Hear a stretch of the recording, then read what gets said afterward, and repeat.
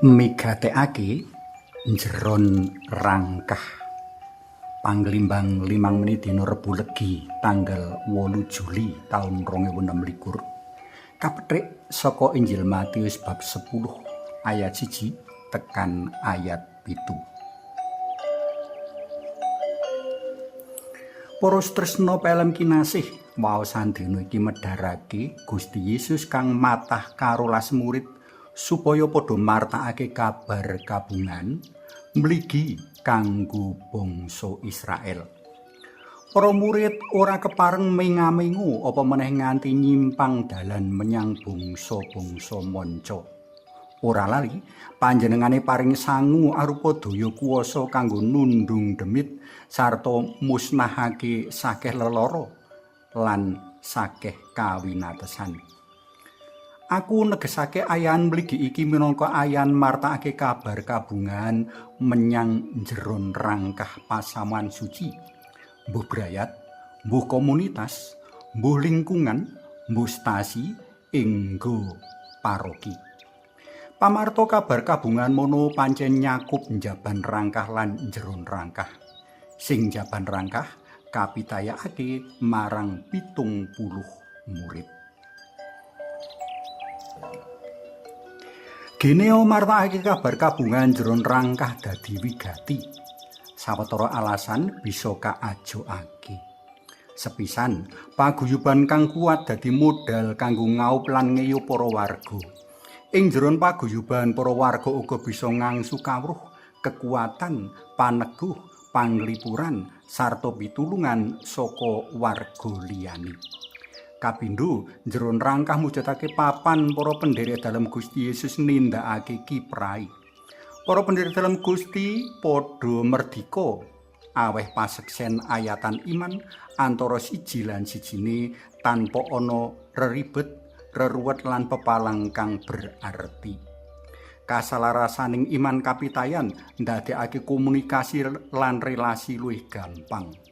Katelu, durung kabeh para pendherek dalam Gusti darbe iman kang tangguh, tanggun lan santosa. Ora sithik para warga pasamuan kang kliwatan ing leladening para pangemono paguyuban. Ing jeron rangkah para pendherek dalam Gusti padha ngangsu kawruh lan kekuatan iman sadurunge ngebarake tindak menyang njaban rangkah. Ora sithik para warga kang isih butuh dituntun, diemong, disurung lan dimotivasi amrih kejaba imane tansaya kandel ananging uga maujud nyata ana tumindak minangka paseksen iman. Kapat akeh warga kang mapan ana poncot-poncot laladan kang ndadekake iman kapitayane kurang kapigatekake. Ana kang ngandhakake umat kang adoh saka pusat paroki asring amung sepisan jroning sesasi kepara jroning 6 sasi antuk layanan pahargyan Ekaristi.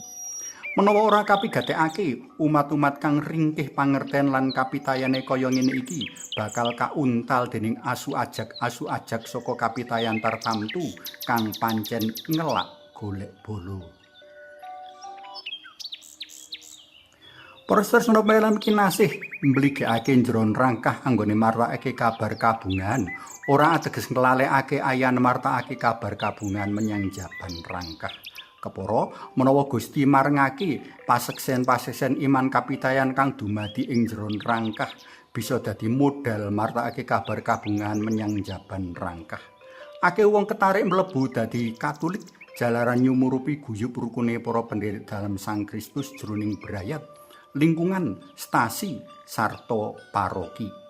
Sacara umum kita pinaringan modal pakon tresna asih kanggo martakake kabar kabungan.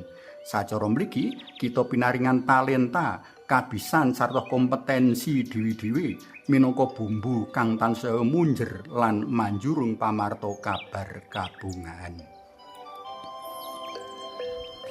Suawi sami munjuk Konjing asma dalam yang Rama yang Putra Tuwin yang Roh Suci. Amin.